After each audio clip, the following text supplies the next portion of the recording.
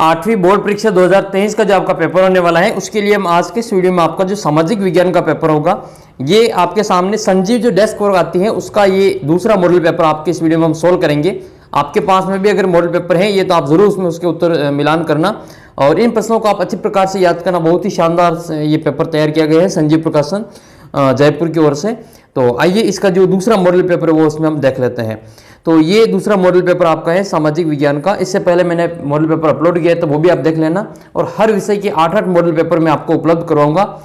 आपकी सभी विषय के 8-8 मॉडल पेपर में डालूंगा। चैनल को सब्सक्राइब कर लेना और हमारा व्हाट्सएप ग्रुप ज्वाइन कर लेना।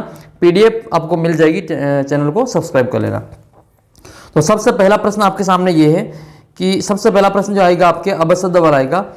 रॉबर्ट क्लाइव ने हिंदुस्तान के नक्शे तैयार करने का काम किसको सौंपा था? जो रॉबर्ट क्लाइव था, इन्होंने हिंदुस्तान के नक्शे को तैयार करने का काम किसको सौंपा था? तो जेम्स मिल, वारेन हेस्टिंग और जेम्स रेनेल और ड्यूक ऑफ कनॉट। सही आंसर हो जाएगा आपके इसमें जेम्स रेनेल। इसका जो ऑप्शन नंबर स है वो इसमें करेक्ट आंसर हो जाएगा, जेम्स रेनेल। दूसरा प्रश्न है कि मराठों ने कोटा व बूंदी पर आक्रमण कब किया था? तो मराठों ने कोटा बूंदी पर आक्रमण किया था वो आपके 1726 में किया था। अगला प्रश्न आपके तीसरा है कि विश्व की सबसे अधिक जनसंख्या किस महाद्वीप पर निवास करती है? तो विश्व की जो सबसे ज्यादा जनसंख्या निवास करती है वो एशिया महाद्वीप में निवास करती है। जिस महाद्वीप में हम रहते हैं, हमारा जो महाद्वीप है वो एशिया महाद्वीप है। हमारा जो देश है भारत वो एशिया महाद्वीप में आता है और ये विश्व में सबसे अधिक जनसंख्या वाला महाद्वीप है। अगला प्रश्न है कि जयसमंद झील कौन से जिले में स्थित है? तो ये राजस्थान की सबसे बड़ी कृत्रिम झील है, मानव निर्मित झील है। ये उदयपुर जिले में आती है जयसमंद झील। तो ये आपके आंसर हो जाएगा आपके उदयपुर। नेक्स्ट है आपके इसमें निम्न में से कौन सा मजदूर अधिकार के अंतर्गत आता है? काम का अधिकार, दूसरा है सही मेहताना का अधिकार, तीसरा है मानवोचित कार्यस्थितियों का अधिकार और चौथा है उपरोक्त सभी। तो इसका जो सही आंसर हो जाएगा इसमें उपरोक्त सभी है। ये तीनों ही काम आपके मजदूर अधिकार के अंतर्गत आते हैं। छठा प्रश्न है आयुष्मान भारत का संबंध किस क्षेत्र से है? तो आयुष्मान जो भारत है वो आपके स्वास्थ्य से संबंधित है। आयुष्मान जो बीमा योजना है वो आपके स्वास्थ्य से संबंधित है। फिर आपका एक है आपके भारतमाला। तो भारतमाला जो आपके परिवहन से है, यानी कि वो रोड बनाने का काम वो है 4 लाइन से, और ये आयुष्मान भारत है आपका ये स्वास्थ्य से संबंधित है। अगला प्रश्न आपके मिलान करनी है। इसमें मिलान करने के लिए आपको सबसे पहले कांग्रेस के प्रारंभिक नेता से मिलान करनी, तो आप इसमें लिखेंगे फिरोज शाह मेहता। इसको मिलान करेंगे यहाँ से, फिरोज शाह मेहता। ये आपके कांग्रेस के आरंभिक नेता हैं। फिर आप बात करेंगे मुंडा। तो ये मुंडा जो है इनका जो स्थान है वो आपके छोटा नागपुर है। विलियम जोन्स की बात करें तो इन्होंने प्राचीन संस्कृतियों का सम्मान किया था, ये इसका आंसर हो जाएगा। और राजा राम मोहन राय ये आपके ब्रह्म समाज के संस्थापक के रूप में जाने जाते हैं। इस प्रकार से आपको इनको मिलान करके नीचे लिख लेना है। फिर आपके तीसरा प्रश्न जो आएगा आपके अब ये रिक्त स्थानों की पूर्ति वाला आएगा कि हमारे देश में स्तर पर भी सरकारें हैं और स्तर पर भी हैं, यानी कि हमारे देश में जो सरकारें हैं वो केंद्र स्तर पर भी हैं, केंद्र में मोदी जी है, और राज्य स्तर पर भी है। राजस्थान में अपने जो सरकार है वो अभी गहलोत सरकार है, मुख्यमंत्री गहलोत और प्रधानमंत्री मोदी जी हैं। तो ये इसमें आएगा केंद्र में, तो आपके ये देश में तो आपके आएगा केंद्र स्तर पर। तो यहाँ पर भरना है आपको केंद्र और यहाँ पर भरना है आपको राज्य। अच्छा, आपको अपने मुख्यमंत्री का नाम याद होना चाहिए, प्रधानमंत्री का नाम याद होना चाहिए। तो हमारे जो प्रधानमंत्री है वो मोदी जी है, नरेंद्र मोदी जी, और अपने जो राजस्थान के मुख्यमंत्री हैं वो श्री अशोक गहलोत हैं। आपको पूछे कि राजस्थान का राज्यपाल कौन है, तो आप लिखेंगे कलराज मिश्र। कलराज मिश्र अपने राजस्थान के राज्यपाल हैं। और आपको पूछ ले कि अपने देश के राष्ट्रपति का नाम बताओ, तो आपको बताना है द्रौपदी मुर्मू। और उपराष्ट्रपति का नाम पूछे तो फिर जगदीप धनखड़, जो कि अपने राजस्थान से ही है, झुंझुनू जिले के वो निवासी है जगदीप धनखड़। तो ये कुछ नाम आपको याद कर लेने, कभी कभी जो पूछ लेते हैं। फिर आपका अगला प्रश्न है राजस्थान में नगर निगम का निर्वाचन, नगर निगम के वार्ड का निर्वाचन यहाँ पे आएगा आपके वार्ड। नगर निगम के वार्ड का निर्वाचित प्रतिनिधि क्या कहलाता है? पार्षद कहलाता है। जो वार्ड होता है उसका निर्वाचित जो प्रतिनिधि होता है उसको पार्षद कहते हैं, ठीक है। और अपने जो ग्राम पंचायत का जो वार्ड होता है उसका प्रतिनिधि होता है उसको हम वार्ड पंच कहते हैं। और वार्ड पंच फिर ये सब मिलकर आपको जो उप सरपंच होता है उसका निर्वाचन करते हैं। नेक्स्ट आपके 5वां प्रश्न है कि वस्तुएं उस समय संसाधन, यहाँ पर आ जाएगा आपके संसाधन, वस्तुएं उस समय संसाधन बनती हैं जब उनका कोई मूल्य होता है, जब उनका कोई मूल्य होता है तब वो संसाधन बनती हैं। अगला प्रश्न है सरकारी दस्तावेज में आदिवासियों के लिए किस शब्द का उपयोग किया जाता है? तो उसमें उपयोग किया जाता है आदिवासियों के लिए अनुसूचित जनजाति। कौन से शब्द का उपयोग करते हैं? अनुसूचित जनजाति। तो इसमें आपको लिख लेना है अनुसूचित जनजाति, जनजाति, ये आपको यहाँ पर पढ़ा जाएगा अनुसूचित जनजाति। और इसमें आपको आदिवासियों की एक सरकारी सूची भी बनाई गई थी, यहाँ पर आपको लिख लेना है सरकारी। अगला प्रश्न है कि विश्व की जनसंख्या का 90% से अधिक भाग, विश्व की जनसंख्या का 90% से अधिक भाग भूपृष्ठ के लगभग 30% भाग पर फैला हुआ है। यानी कि अधिकांश जो जनसंख्या है वो पूरी पृथ्वी के 30% भाग पर निवास करती है। 90% से ज़्यादा जनसंख्या पृथ्वी के 30% क्षेत्र में निवास करती हैं। और सबसे ज़्यादा जो जनसंख्या वाला जो महाद्वीप है वो अपना एशिया महाद्वीप है, और देश की पूछे तो चीन है, और दूसरे नंबर पर अपना भारत आता है। 8वां प्रश्न आपकी ये है कि उस सेनापति का नाम बताइए जिसने प्लासी की लड़ाई में सिराजुद्दौला को धोखा दिया था। तो इसमें आप लिखेंगे मीर जाफर। ये मीर जाफर ने इनको धोखा दिया था, तो इसमें आप लिखेंगे मीर जाफर। आप कमेंट करके बताना कि एक युद्ध होता है हल्दी घाटी का युद्ध। हल्दी घाटी के युद्ध में महाराणा प्रताप का घोड़ा भी था और महाराणा प्रताप के हाथी भी था। तो आपको महाराणा प्रताप के एक तो घोड़े का नाम बताना है और एक महाराणा प्रताप के हाथी का नाम बताना है। आपको याद हो तो ज़रूर कमेंट करके बताना। फिर आपका अगला प्रश्न है ये कि बेगा लोग दूसरों के लिए काम करने के लिए क्यों कतराते थे? तो इसका कारण आपको यहाँ पे लिखना है कि बेगा लोग दूसरों से काम करने के लिए क्यों कतराते थे। तो बेगा लोग दूसरों के लिए काम करना क्यों कतराते थे? इसका कारण ये था कि वो खुद मानते थे कि किसी बेगा के लिए मजदूरी करना अपमान की बात थी, और वे लोग स्वयं को जो जंगल की संतान मानते थे, इसलिए वो जो भी वन उत्पाद होते थे उसी से अपना जीवन यापन करते थे। जंगल के जो जीव जंतु होते थे उन्हीं से अपना वनस्पति से अपना जीवन यापन करते थे। अगला प्रश्न आपके 9वां है कि एशियाटिक सोसाइटी ऑफ बंगाल का गठन किसने किया? एशियाटिक सोसाइटी ऑफ बंगाल का गठन किसने किया? तो इसमें आप तो एक नाम लिखेंगे विलियम जोन्स, एक तो नाम लिखेंगे आप विलियम जोन्स। किसने किया था? विलियम जोन्स ने किया था। दूसरा आप लिखेंगे Henry Thomas Colebrook, Henry Thomas Colebrook. आप ये दोनों नाम याद कर लेना। एक नाम और है उसको भी आप लिख सकते हैं नेथेनियल हॉलहेड। तो आप ये दोनों ही नाम याद कर लेना, खूब है ये। तो हेनरी टॉमस कोलब्रुक, तो ये दोनों नाम आप इसमें याद कर ले, विलियम जोन्स और हेनरी टॉमस कोलब्रुक। अगला प्रश्न है कि ये जामदानी क्या है? तो जामदानी के बारे में आपको पूछा गया कि जामदानी क्या है। तो जामदानी जो था वो प्राय एक प्रकार का स्लेटी और सफ़ेद रंग का एक बारीक मलमल होता था, और जिस पर करघे से सजावटी चिन्ह बुने जाते थे, और बुनाई के लिए आमतौर पर सूती और सोने के धागों का इस्तेमाल किया जाता था। ये एक जामदानी का रूप में जाना जाता था। अगला प्रश्न है 1857 की क्रांति के विद्रोह के 3 प्रमुख केंद्रों के आपको नाम लिखना है। तो एक तो आपको लिख लेना है 1857 की क्रांति के मेरठ, एक तो लिखेंगे आप मेरठ, एक लिखेंगे आप दिल्ली, मेरठ के बाद में दिल्ली, और दिल्ली के अलावा आप लिख सकते हैं इसमें लखनऊ, और राजस्थान में भी लिख सकते हैं 6-7 स्थानों पर विद्रोह हुआ था। ठीक है, तो इसमें आप लिख सकते हैं कोटा लिख सकते हैं, नसीराबाद लिख सकते हैं, अहुआ लिख सकते हैं।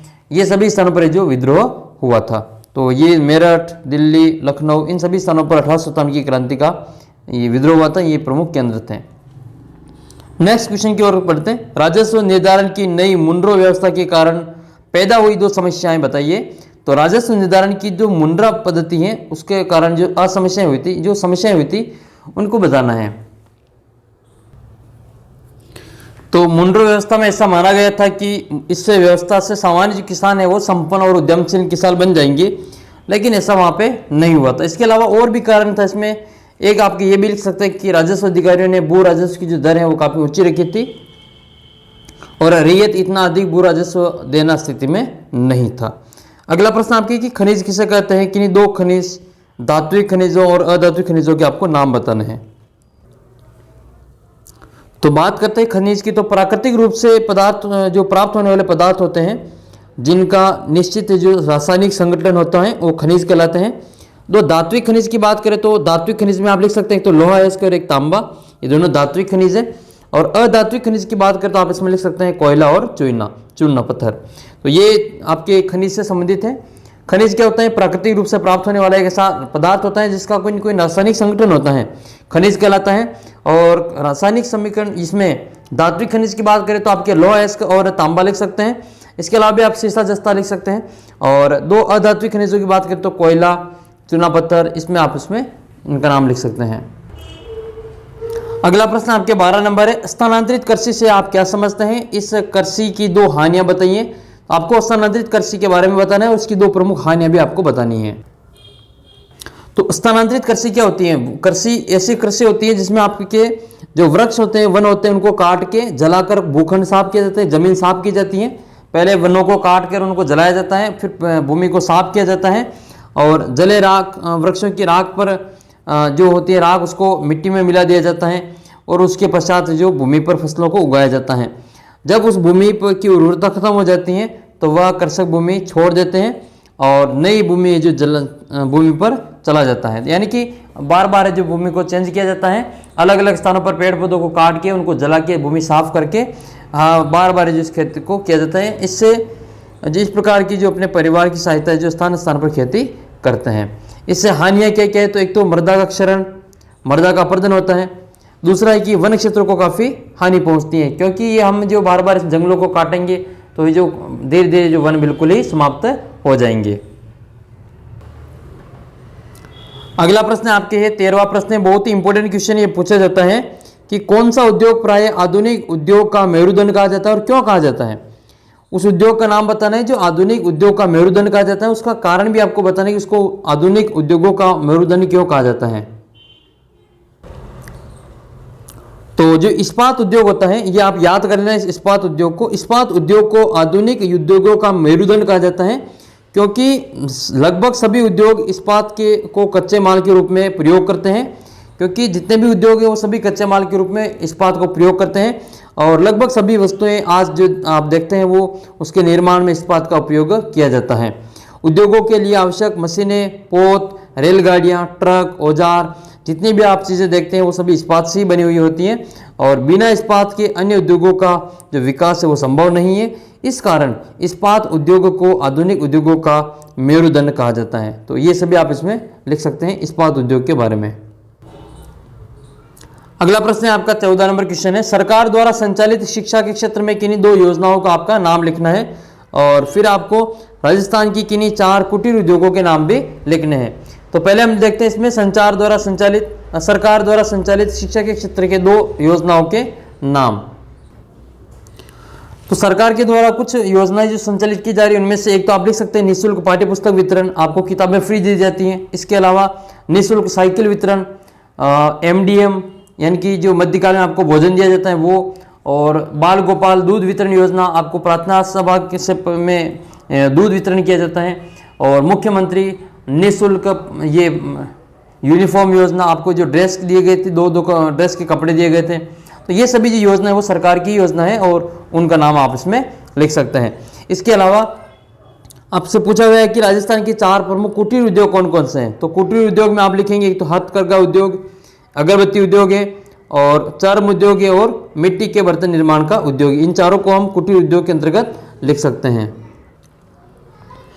अगला जो क्वेश्चन आपका है ये आपके क्वेश्चन है 15 नंबर क्वेश्चन, इसमें आपको बूंदी दुर्ग का संक्षिप्त वर्णन करना है। तो बूंदी दुर्ग का हम संक्षिप्त वर्णन देख लेते हैं। बूंदी दुर्ग का, तो बूंदी का जो दुर्ग है वो बूंदी शहर के उत्तरी छोर की एक पहाड़ी पर 1354 में राव बरसिंह ने इस दुर्ग का निर्माण करवाया था, बूंदी दुर्ग का। और बूंदी दुर्ग के चारों ओर एक परकोटा बना हुआ है। इसमें बने छत्रसाल महल है, एक यंत्रशाला है, बादल महल है, अनिरुद्ध महल है, भित्ति चित्र आपको देखने को मिलते हैं, भवनों की छतरियाँ यहाँ पे देखने को मिलती हैं, दरबार हाल में अलंकृत जो स्तंभ आपको देखने को मिलते हैं।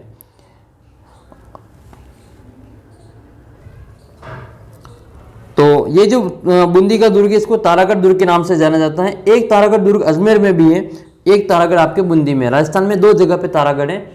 एक प्रश्न का उत्तर आप कमेंट करना, आपने नाम सुना होगा कुंभलगढ़ दुर्ग का। तो ये कुंभलगढ़ का किला है वो किस जिले में आता है? कुंभलगढ़ का जो किला है, आप घूमने भी गए होंगे कुंभलगढ़ के किले में, तो कुंभलगढ़ का जो किला है वो किस जिले में आता है? आप इसका उत्तर करके बताना। एक होता है, एक सोनारगढ़ का किला भी है। सोनारगढ़ के किले के बारे में आपको पता हो तो बताना किस जिले में आता है वो। अगला प्रश्न आपकी ये है कि राजस्थान में जनसंख्या के प्रादेशिक वितरण की आपको 2 विशेषताएं बतानी है। जनसंख्या के वितरण की 2 प्रादेशिक विशेषताएं बतानी है आपको। तो जनसंख्या की बात करें तो राजस्थान में जनसंख्या का वितरण है जो आपको देखा होगा आपने कि पूर्वी राजस्थान में जनसंख्या ज़्यादा है और पश्चिमी राजस्थान में जनसंख्या कम है। तो पश्चिमी राजस्थान में तो कम और उत्तर पूर्वी राजस्थान में जनसंख्या अधिक है। राज्य की कुल जनसंख्या 10% भाग केवल जयपुर में निवास करता है, जबकि जैसलमेर में केवल 1% ही निवास करता है। तो सबसे अधिक जनसंख्या आपके जयपुर की है, सबसे कम जनसंख्या आपके जैसलमेर जिले की है। नेक्स्ट क्वेश्चन आपका है, अल्पसंख्यक धार्मिक समुदाय के साथ भेदभाव और उत्पीड़न की घटनाएं कब अधिक बढ़ जाती हैं? तो ये बताना आपको। और एक फौजदारी कानून किन क्रियाओं से संबंधित है?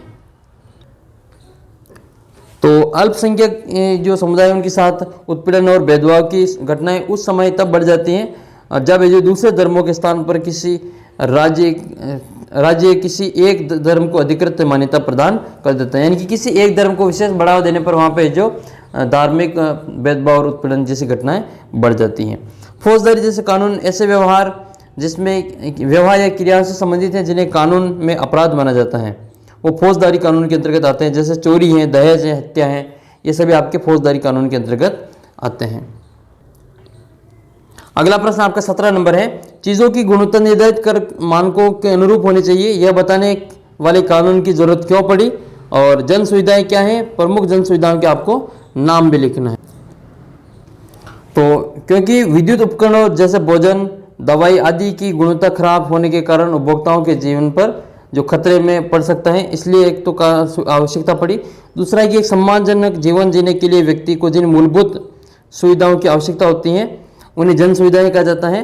और 2 प्रमुख जन सुविधाएं हैं, एक तो आपके पानी है और एक स्वास्थ्य और स्वच्छता है। अगला प्रश्न आपके 18वां है,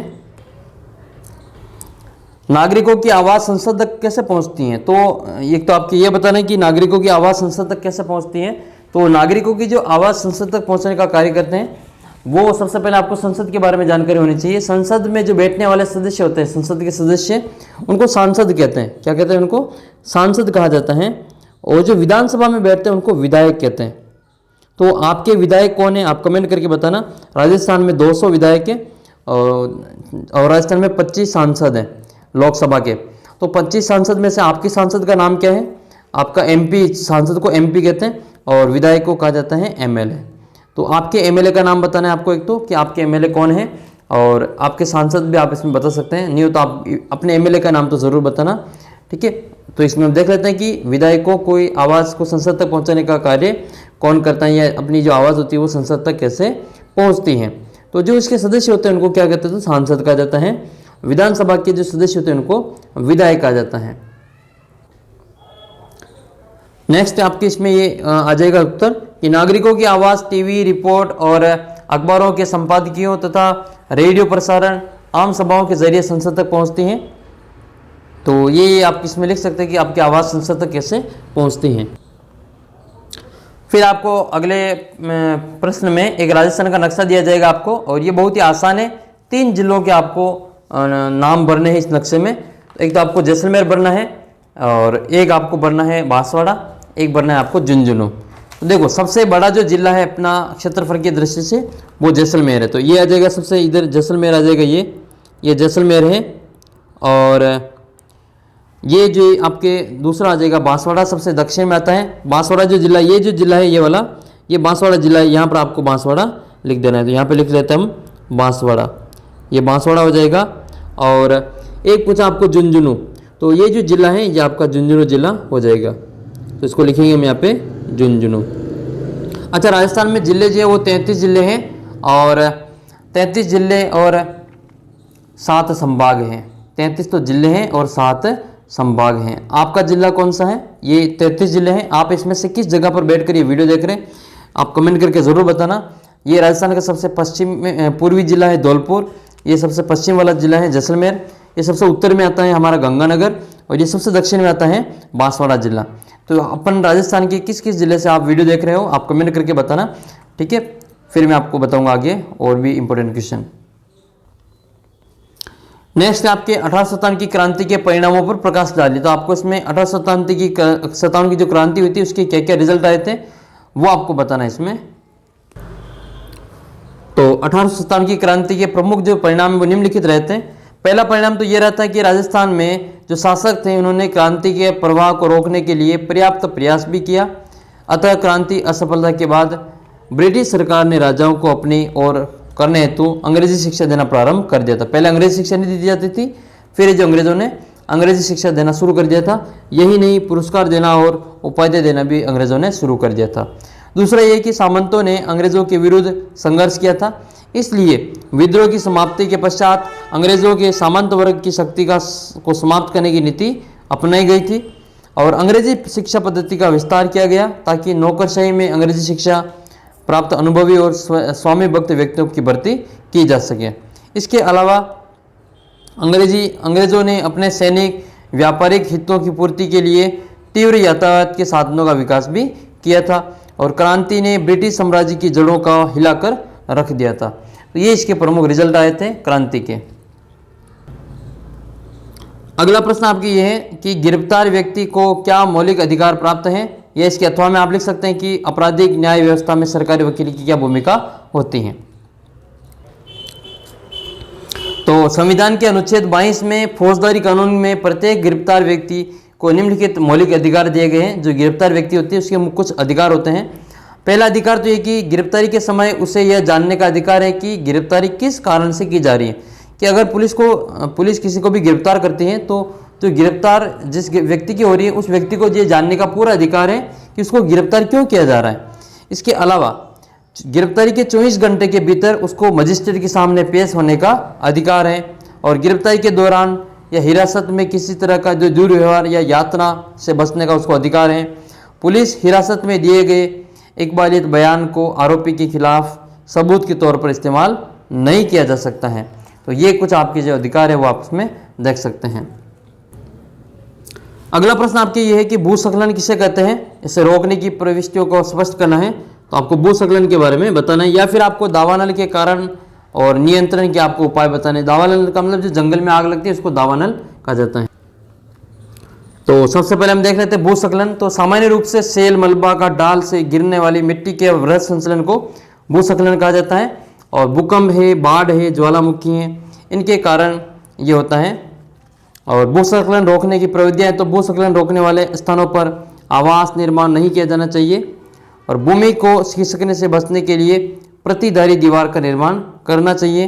भूस्खलन वाले क्षेत्रों को वनस्पति आवरण में वृद्धि करनी चाहिए और सतही अफवाह झरना प्रभाव के साथ साथ भूस्खलन की गतिशीलता को नियंत्रित करने के लिए पश्चिमी अफवाह नियंत्रण उपाय कार्यान्वित किए जाने चाहिए। तो ये कुछ आपके प्रभाव थे वो आप इसमें कर सकते हैं। ये पूरा आपको पेपर, इसकी PDF जल्द ही आपका ऐप आने वाला है। आपको इसी नाम पर श्री राम क्लासेस के नाम से प्ले स्टोर पर ऐप मिलेगा, तो आप उसको वहाँ से डाउनलोड करेंगे। मैं आपको बता दूंगा वो कब आएगा, आप थोड़ा सा इंतजार और करें। चैनल को सब्सक्राइब करके रखिए, आपके लिए और भी शानदार वीडियोज़ आने वाले हैं। चैनल को सब्सक्राइब करेंगे तो आपको काफ़ी फायदा मिलेगा, बिल्कुल निःशुल्क आपको सारी चीज़ें मिलेगी। तो मिलेंगे आपको जल्दी ही अगले वीडियो में। तब तक आप हमारे चैनल को सब्सक्राइब कर लीजिए और हमारा जो व्हाट्सअप ग्रुप है उसको ज्वाइन कर लेना, उसका लिंक आपको नीचे डिस्क्रिप्शन बॉक्स में दे रखा है। तो मिलते हैं आपको अगले वीडियो में, तब तक जय हिंद जय भारत।